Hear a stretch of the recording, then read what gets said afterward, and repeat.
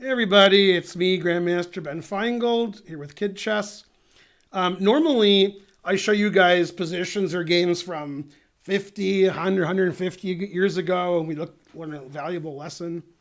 Today, I want to show you a game that I just watched between the two best players in China, in my opinion, Liren and Yu Yangyi. There's no doubt Liren is the best player in China. Second best player in China is arguable, but I think it's Yu. This game was just played, and unfortunately, it didn't end the way we would like it to end. The reason was it was a 4-game match, and Ding was up 2-1, so he needed to draw or win, and he wins the match, and Yu needed to win to tie the match. And as soon as Ding was completely winning, he decided just to play a draw because he wins the match. So, yeah. All right, so let's have a look. It was a 2 nights. And what's funny is at the scholastic level, it's very common to play knight f6 here. At the grandmaster level, it's more likely to play bishop c5. The reason is white wants to play knight g5 after knight f6, which is what happened. However, if you play bishop c5 here, and I play knight g5, you just take it, which unfortunately also happens in some scholastic events. Okay, so grandmasters usually play bishop c5 here. Knight f6 is a reasonable move, and in fact, probably more grandmasters than not would play d3 here, defending their pawn, but knight g5 is a more interesting move. Now, unfortunately, in a lot of scholastic tournaments, especially in the lower sections with the younger kids, they don't know how to deal with this. And so if you're at a kids tournament, white's usually going to do really well here. Now, on the grandmaster level, they know how to deal with this. They play the move d5, and after takes, they don't take back. Taking back is actually considered a mistake because white has too much pressure here. Instead, you play knight a5, and you kick the bishop away. This is actually a pawn sacrifice. Bishop check, c6, takes. Notice the knight is defending the pawn, so you can't take it.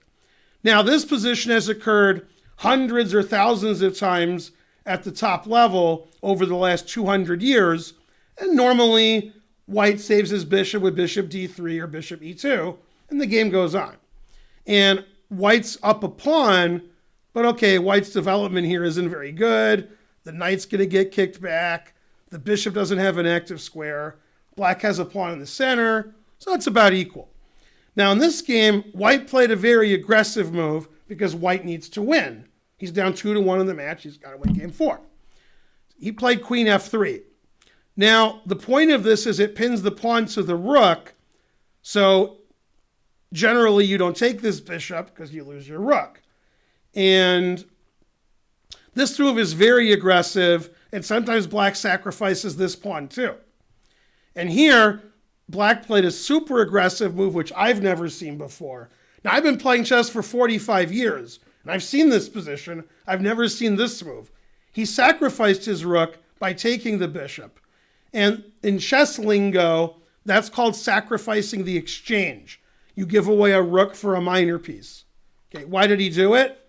Well, the queen's here, and still white doesn't have a lot of development.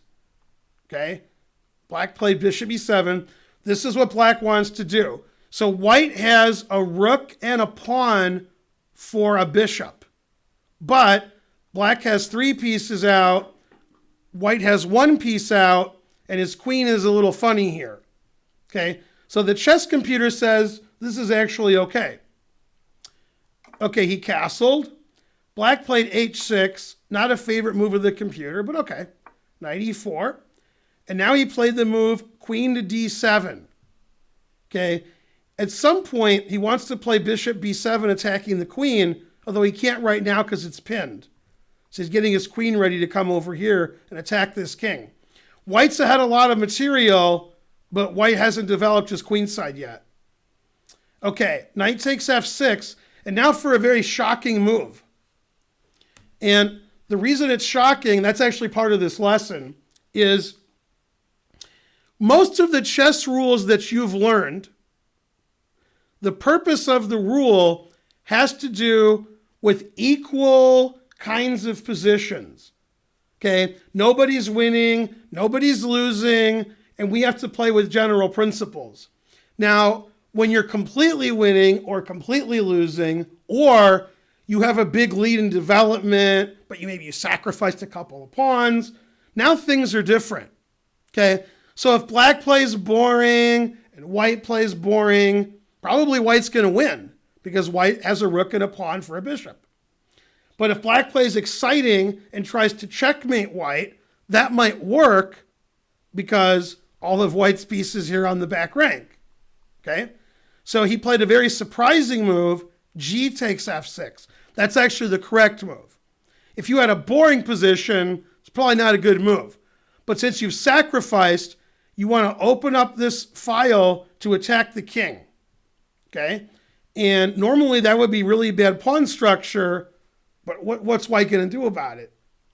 Okay, now white is in a quandary here, and I think his next move is a mistake. Doesn't want to lose his queen. He's worried black knight's going to go here, and eventually he's going to lose his queen. His queen's trapped in the corner. However, the queen is pinning the bishop to the king, so the bishop can't go here. Grandmasters have tough decisions to make. Okay, he played queen e4. It's not terrible, but it does let the bishop out.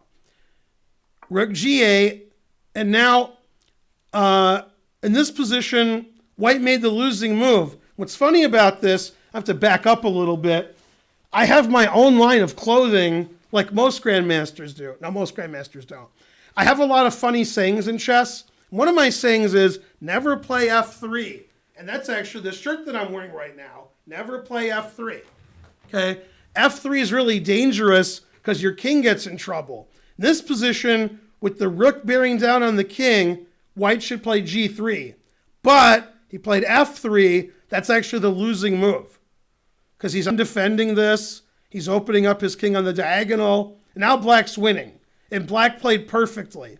He checked the king. And the idea is, if he plays king h1, which he didn't play, now we play a rook sacrifice. That's why he shouldn't have played f3. This pawn was on f2, he could take with the queen. Now if you take the rook, you get checkmated. The queen and bishop make a battery, the bishop controls this, and checkmate. After rook takes g2, black is winning, so white didn't play king h1, played d4. Check. And again, king h1 runs into the same problem, so he blocked with the bishop. Black continued attacking. Queen h3, threatening checkmate. Notice the rook. Now this game looks like it was played 150 years ago. Black's sacrificing, black's attacking, trying to checkmate. But this game was played today. I just saw this game. Okay, this was a 15-minute game. Both sides had 15 minutes. Okay, he defended the checkmate. Bishop to b7, getting his last piece into the attack. Black is completely winning here. Black has too much attack against white's king. These pieces aren't good. Now, my brother, who's also a chess master, he was watching this game on the internet like I was. And he said, wow, this knight, which looked terrible the whole game, is now doing something. It's defending the bishop. So we have bishop to b7. So actually, he's actually using all of his pieces. It's pretty good. Okay, he has to save his queen. So queen h7, attacking the rook. He sacrifices his rook. He puts him in check every move. Check, check. And then queen takes f3. Now, black is threatening 3 checkmates. Queen takes rook mate, queen f1 mate, and queen d1 mate, because the rook is pinned. He checks and defends the rook. Now he has to stop these checkmates, and he does. And here black is completely winning. Black has 2 bishops and 2 pawns for 2 rooks. That's about the same, but black is totally crushing white. White's king's in a lot of trouble. He played bishop g5, making sure the queen couldn't defend the rook. Now he's threatening mate again. Do you see how to stop mate? How does white stop queen takes rook mate? Look at that battery. There's only one way to do it. Can you find it? How do you defend that rook? Hopefully you found it. Rook g1. Okay, but look, white's completely trapped here and pinned. Okay, now here, black made a decision to win the match. If he draws the game, he wins the match. He's up 2-1 in a 4-game match. So he's like, all right, I'll draw and win the match. If that wasn't the case and he wanted to win, he would play knight c4 and knight e3, and he would just crush white. Okay, completely winning. b4 is also winning. The computer says every move is winning. But he wanted to draw, then he wins the match. He didn't want to play 10, 20, 30 more moves. Maybe he'd blunder. So he played queen f2. You can't take the queen because it's pinned. And now black's going to take the rook and perpetual check draw. And that's what happened. He takes the rook and just check, check, check, check, check, check, check. And the game ended peacefully. It's a tie. Black wins the match with a tie. So he did that. But if he didn't do that, he would have won. But now the game's over, so he wins the match. So that was an amazing game because that game looked like a game from the 1800s. Sacrificing, attacking the king. Even though black was attacking white's king, black didn't castle, open files, open diagonals. And just like Paul Morphy, my favorite player, black used all of his pieces to attack. Even the knight on a5 was defending the bishop on b7. So very lucky that white drew, but he lost the match. He was already down 2-1. So sometimes when you play a match with somebody, a 6-game match, a 10-game match, you only need a draw to win the match later on in the games. So you just do that. But if it wasn't a match and they were just playing one game, black would have won. So that was one of my favorite games because black used all of his pieces to attack and he got a really big attack against a really strong player. This is Grandmaster Ben Finegold for Kid Chess. I hope you liked that video and we'll have more videos in the future. Bye, kids.